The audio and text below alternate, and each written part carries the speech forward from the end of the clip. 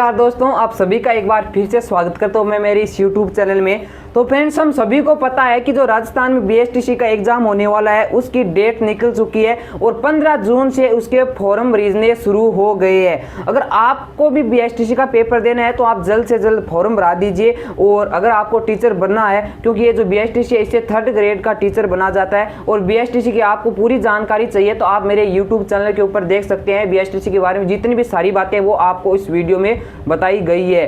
तो इसी बीएसटीसी को इस बार हम पार करने के लिए आज से मैं आपके लिए एक सीरीज शुरू कर रहा हूं जिसका नाम है राजस्थान जीके। और ये जो राजस्थान जीके है हमारी पूरी जो बीएसटीसी का सिलेबस है उसके ऊपर आधारित रहने वाली है। और जो आपको रीजनिंग की क्लासेज वो आपको लगातार लग रही है, जो नरेश सर आपकी रीजनिंग की क्लासेज ले रहे हैं। तो आज मैं आपके लिए राजस्थान के जो जीके है उसकी शुरुआत करने जा रहा हूं और जितने भी सिलेबस के अंदर टॉपिक है वो सभी हम इस बार क्लियर कर लेंगे और इस बार बीएसटीसी को भी हम पार करेंगे। और जो आज का हमारा टॉपिक रहने वाला है वो है राजस्थान के लोक देवता। राजस्थान के लोक देवता एक बहुत ही इंपॉर्टेंट टॉपिक है, इस बार हमारी सिलेबस में भी है और जो पिछले जितने भी एग्जाम हुए उनमें भी इससे क्वेश्चन पूछे गए हैं। तो चलिए आज हम शुरुआत करते हैं राजस्थान के लोक देवताओं के बारे में। तो आज हम लगभग 2 लोक देवताओं के बारे में बात करेंगे और अगले जो हमारा वीडियो होगा उसके अंदर जो अन्य राजस्थान के लोक देवता उनके बारे में हम बात कर लेंगे। तो हमारे राजस्थान के अंदर आपको पता है पंचपीर नाम से कुछ देवता है, उन्हें जाना जाता है। तो वो पंचपीर कौन कौन से है, इस पंचपीर में कौन कौन से राजस्थान के देवता आते हैं उनके बारे में हम जान लेते हैं। तो मैं यहाँ पर लिख रहा हूँ पंचपीर।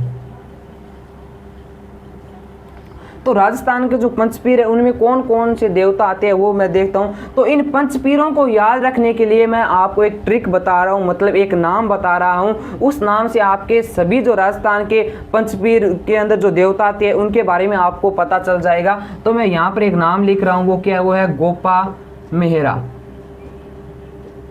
इस नाम से जितने भी राजस्थान के पंचपीर देवता यानी पंचपीर के अंदर जितने भी देवता आते हैं उन सब के बारे में इस नाम से हमें याद रह जाएगा कि उनका क्या क्या नाम है। तो मैं आपको बताता हूं कि जो पहला गोपा में जो पहला शब्द है गोपा, उससे क्या है, 1 नंबर आता है गोगा जी यानी पंचपीर में गोगा जी।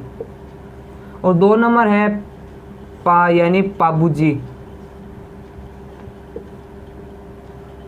3 नंबर में से मेहा जी, मेहा जी मांगलिया।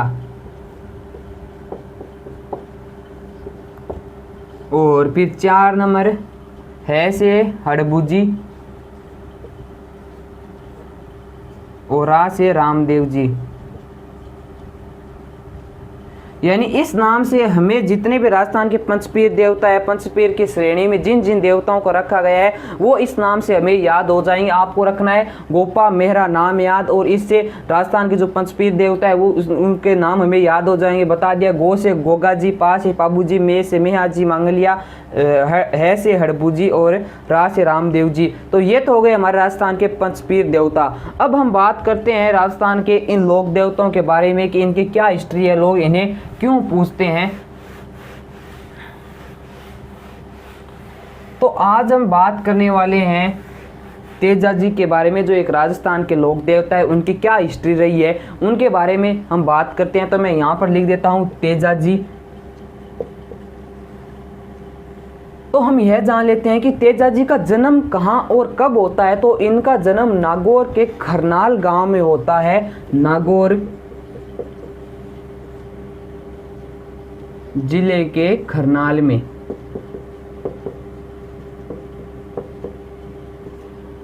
और इनका जन्म होता कब है, जन्म तो हमें पता चल गया नागौर के खरनाल में होता है, लेकिन होता कब है, वो होता है माघ शुक्ला चतुर्दशी को।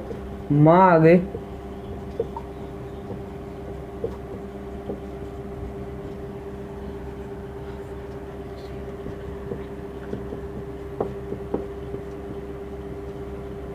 यानी मैं आपसे कह रहा हूं कि जो तेजा जी है राजस्थान के एक लोक देवता है, इंपॉर्टेंट लोक देवता है, इनसे क्वेश्चन पूछे जाते हैं। इनका जन्म होता है नागौर के, जो नागौर जिला है राजस्थान के अंदर, उसके अंदर एक गांव है खरनाल, वहां पर इनका जन्म होता है। और कब होता है, इनका जन्म होता है माघ शुक्ला चतुर्दशी विक्रम संवत 1130 में। कब होता है, माघ शुक्ला चतुर्दशी विक्रम संवत 1130 को तेजा जी का जन्म होता है। इंपॉर्टेंट तिथि है, हमें यह याद रखनी होगी, पूछ लिया जाए तेजा जी का जन्म कब होता है, तो माघ शुक्ला चतुर्दशी विक्रम संवत 1130 में इनका जन्म होता है। और तेजाजी जब छोटी सी उम्र के थे तभी इनका विवाह कर दिया जाता है, मतलब बाल्यकाल में इनका विवाह कर दिया जाता है। तो जब तेजाजी 9 महीने के थे, 9 महीने, आप सोच सकते हैं 9 महीने का बच्चा कुछ भी नहीं जानता, उसे क्या पता शादी क्या होती है, कैसे होती है, उसे तो चलना फिरना बोलना भी नहीं आता। और इनकी 9 महीने में शादी होती है पेमल के साथ। किसके साथ है? पेमल के साथ है। और पेमल उस समय कितने वर्ष की थी, कितने महीने की थी? पेमल थी 6 महीने की। आप सोच सकते हैं बहुत ही छोटी सी उम्र में इन दोनों की शादी कर दी जाती है। तेजाजी 9 महीने की और पेमल 6 महीने की थी, तभी इन दोनों की शादी कर दी जाती है। अब देखते हैं तेजाजी के पिताजी का क्या नाम था। तो तेजाजी के पिता का नाम था ताहड़जी। ताहड़जी तेजाजी के पिता का नाम था और माता का नाम था राम कंवर। पिता का नाम ताहड़जी, माता का नाम राम कंवर। और इनकी बहुत ही छोटी सी उम्र में शादी कर दी जाती है, जब ये 9 महीने के थे और इनकी पत्नी उस समय 6 महीने की थी। और ये बात आपको समझ में आ गई होगी, इतनी बात मैंने बता दी है। जो तेजाजी उनका जन्म माघ शुक्ला चतुर्दशी विक्रम संवत 1130 को होता है और इनकी छोटी सी उम्र में शादी कर दी जाती है। अब आगे देखते हैं कि आगे क्या होता है। तो मैं आपको एक कहानी बताता हूँ तेजाजी से रिलेटेड। क्या होता है कि एक बार तेजाजी खेत में हल चला रहे थे और इनकी भाभी इनके लिए रोज़ खाना लेकर आती थी, लेकिन एक दिन वह बहुत लेट हो जाती है और शाम हो जाती है, अंधेरा पड़ जाता है, तो वो बहुत लेट पहुंचती है। फिर तेजाजी बहुत क्रोधित होते हैं और कहते हैं कि ये खाना मुझे नहीं खाना, ये जानवरों को डाल दो। तब उनकी जो भाभी होती है वो भी नाराज़ होती है और कहती है कि घर का सारा काम मैं करती हूँ और आपने अपनी पत्नी को ससुराल या मायके में छोड़ा हुआ है, मैं सारा दिन घर में काम करती हूँ, उसे तो मौज के लिए वहाँ पर छोड़ा हुआ है, उससे कोई काम कराते नहीं हो। अगर आपसे टाइम पर खाना आपको मंगवाना है तो आप अपनी पत्नी को ले आइए। इससे तेजाजी बहुत नाराज़ होते हैं और वो बिना खाना खाए अपने घर आते हैं और अपने ससुराल का पता पूछकर अपनी पत्नी पेमल को लाने के लिए निकलते हैं। लेकिन जब वह घोड़ी पर बैठती है तो उस समय एक अपशगुन होता है और उसी अपशगुन का क्या परिणाम रहने वाला है, इसलिए उनकी माताजी अपने साधु के पास जाती है और वो साधु कहता है कि इसका परिणाम एक ही है, तेजाजी की मृत्यु। उनकी माताजी तेजाजी को बहुत समझाती है कि तुम नहीं जाओ, लेकिन तेजाजी नहीं माने, वो चले गए। फिर आगे क्या होता है कि जब तेजाजी अपने ससुराल में पहुंचे पेमल को लेने के लिए, तो उस समय उनकी जो सास थी वो गाय का दूध निकाल रही थी और जो तेजाजी की घोड़ी थी उसके जो खुर की आवाज़ आ रही थी, उस आवाज़ से गाय ने लात मार दी, बाल्टी को लात मार दी और दूध बिखर गया।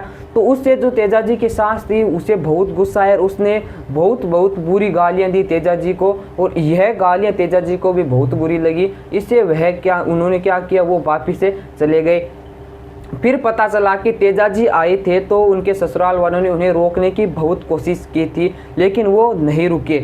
और फिर उन्होंने तेजाजी ने एक शर्त रखी कि मैं रुकूंगा तो एक शर्त पर, इस घर में नहीं रहूँगा, अगर आपको रखना है तो किसी अन्य घर में मैं रह जाऊँगा। फिर तेजाजी जो पत्नी थी पेमल ने उनकी एक दोस्त थी लाचा गुजरी, उस घर पर रोकने के लिए तेजाजी को मनाया। फिर आगे क्या होता है देखते हैं कि जब रात हो जाती है और उस समय गायों को चुराने के लिए बहुत ज़्यादा बातें चल रही थी, उसमें बहुत ज़्यादा गायों की चोरी होती थी उस समय। तो फिर क्या होता है, एक रात को जो लाचा गुजरी के घर पर तेजाजी ठहरे हुए थे और उसी रात जो मेर या मीणा जाती है वो क्या करती है कि लाचा गुजरी की गायों को चुरा लेते हैं और लाचा गुजरी फिर जाकर कहती है तेजाजी से कि उन्होंने मेरी गाय चुरा ली, आप उन गायों को छुड़ा कर लाइए।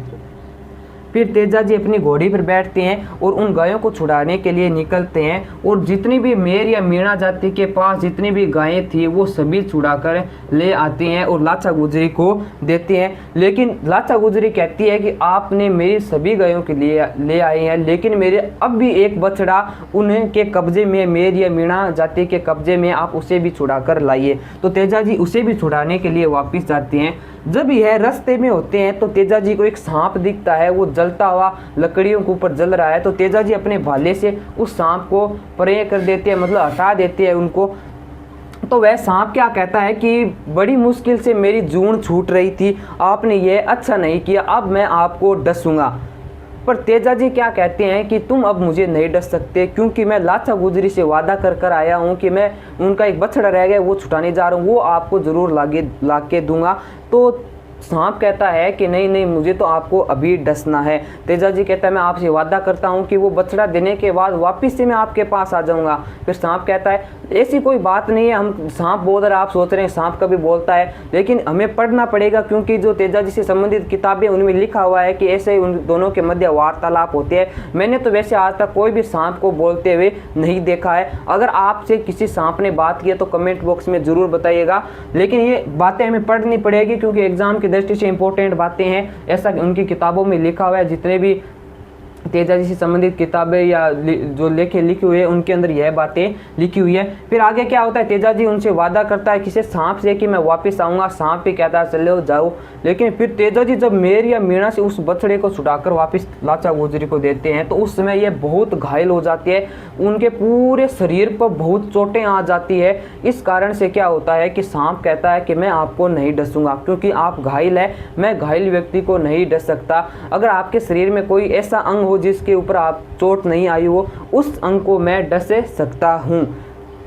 तो फिर तेजा जी क्या करते हैं, वो अपनी जीभ को निकालते हैं और जीभ को निकालने के बाद जो सांप होता है, क्योंकि इनकी जीभ पर कोई चोट नहीं लगी हुई थी, वो जीभ के ऊपर डसता है और तेजा जी की क्या हो जाती है, मृत्यु हो जाती है। तो ये बात आपके समझ में आई क्या? अब तक मैंने क्या बता दी, ये जो कहानी बताई है इससे आपको समझ में आ रहा होगा कि तेजा जी की मृत्यु कैसे होती है। अब आगे बात करते हैं कि इनकी घोड़ी का क्या नाम था। इनकी घोड़ी का नाम था लीलण, और लीलण के द्वारा ही जो तेजा जी के घर वाले थे संदेश पहुंचाया जाता है कि तेजा जी की मृत्यु हो गई है। और फिर इनके मंदिर कहाँ कहाँ पर बना हुआ है, एक प्रमुख मंदिर है वो कहाँ है, वो तो इनके गांव में खरनाल में, और एक है ब्याउर में,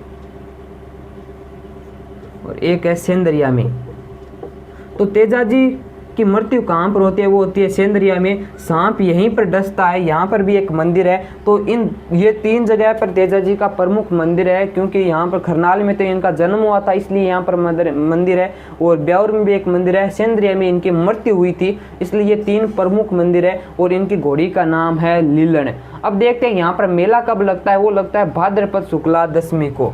मेला भाद्रपद शुक्ला दशमी को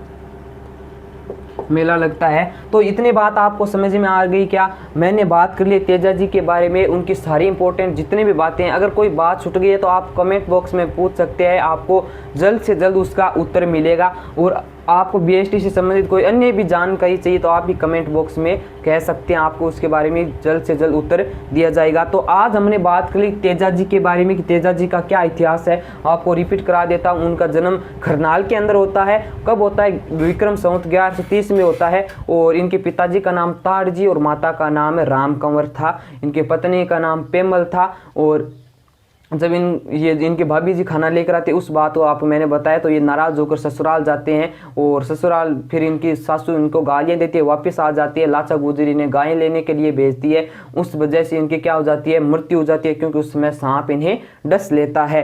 तो ये जितनी भी इंपॉर्टेंट बातें थी मैंने इस वीडियो में बता दी है। और अगला जो वीडियो होगा उसके अंदर हम एक अन्य राजस्थान के लोक देवता के बारे में बात करेंगे। जितने भी उनसे संबंधित बातें होंगी उन सभी को उस वीडियो में हम जान लेंगे। तो वीडियो कैसा लगा बताइए, कमेंट में जरूर बताना। अच्छा लगा तो लाइक कीजिए और चैनल को सब्सक्राइब भी कर लेना, ताकि अगला कोई भी वीडियो मैं छोड़ूं बीएसटी से संबंधित तो वो आपको जल्द से जल्द मिल सके। धन्यवाद।